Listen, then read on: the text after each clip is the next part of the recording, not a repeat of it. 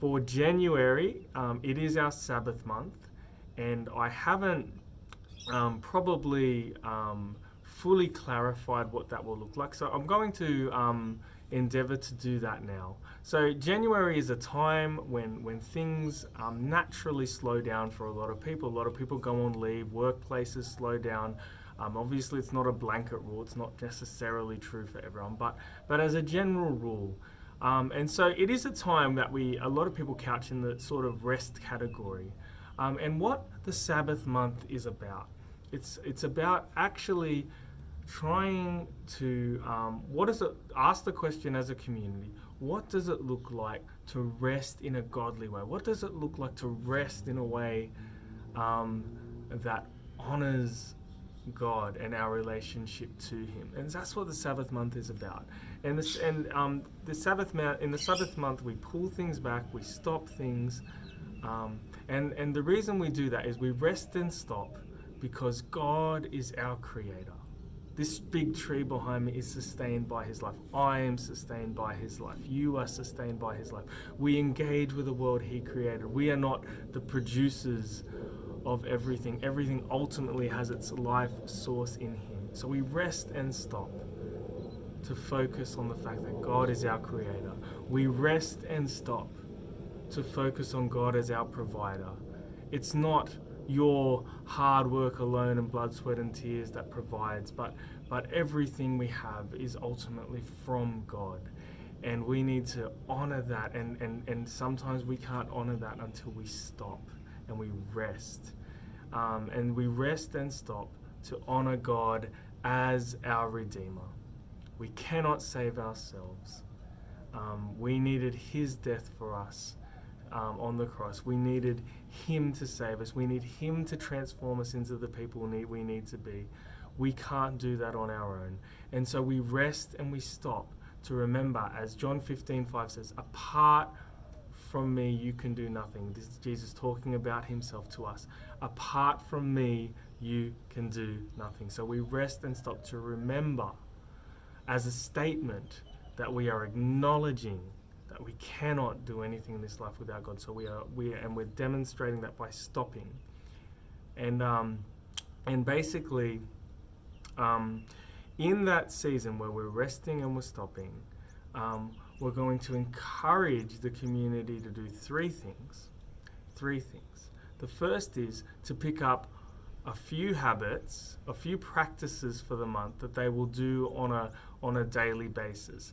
And so there's going to be a document full of suggestions, and they're going to have suggestions all from the super intentional, which is get up in the morning and read your Bible like this, or try this, or kind of intentional prayer practices. But also there'll be more casual options as well. So instead of listening to whatever you usually listen to on the radio, maybe listen to an edifying podcast for the month, or read an edifying book. And I'm getting suggestions from the community of things that they've found helpful in their faith.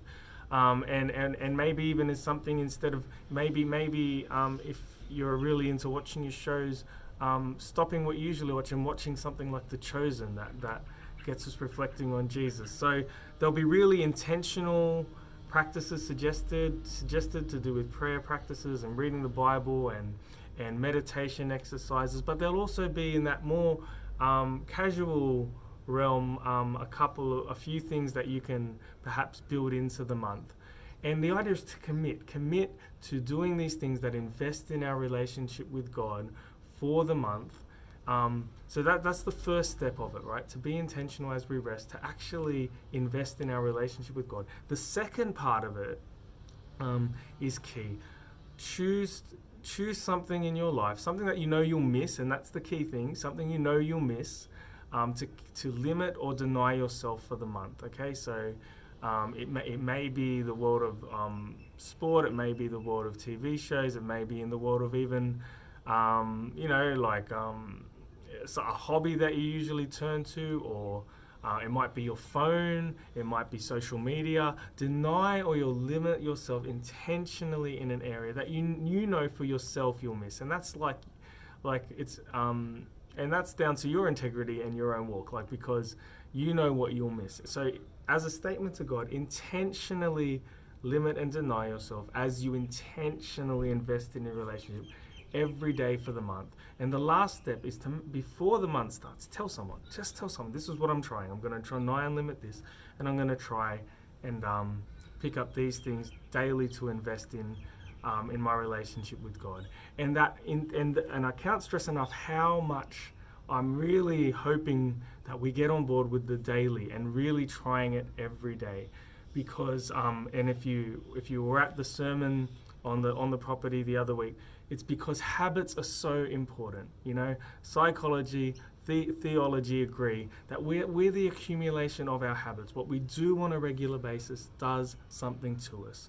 And what we do on a regular basis shapes what we love and what we long for. So the pathway to us getting closer to Jesus is in the realm of habits. The realm of habits is a massive part of it.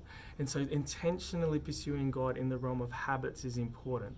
And because habits do shape our love and longings, and what we do forms a love for in that direction, that should help us persevere when it comes to the realm of our habits. Because obviously for some of these practices, you're going to choose 2 or 3 things, look at them, and then you're going to try them. And to be honest, right, it's likely that these thoughts might come into your head, particularly if it's a new thing for you, or it's not something you usually pay attention to.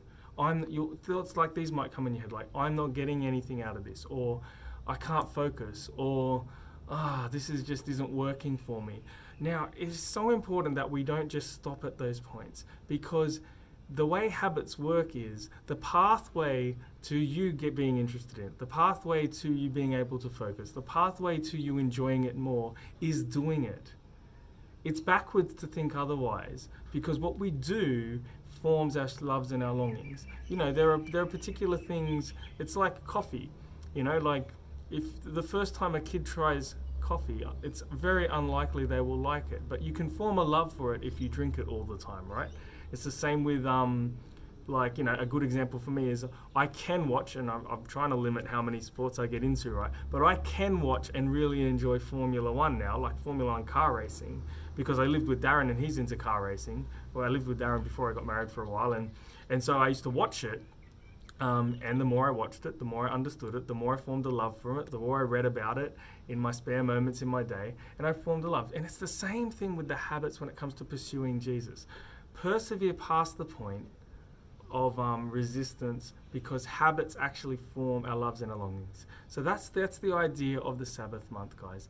As we intentionally rest and pull back, as things at church slow down, the hubs won't be running, the worship team won't be preparing videos, things will be stripped back. As we strip things back, intentionally pick up a couple of habits, deny and limit yourself in an area or 2, and tell someone and be accountable. And I'm hoping at the end of the month you would have actually developed some practices that maybe, just maybe, you can continue for the whole year. As we pursue God through our habits, and we create room in our lives to do that. So that's the heart of the Sabbath month. I hope that's made it a lot clearer. So that document with all the suggestions for the month, that's going to come out really soon.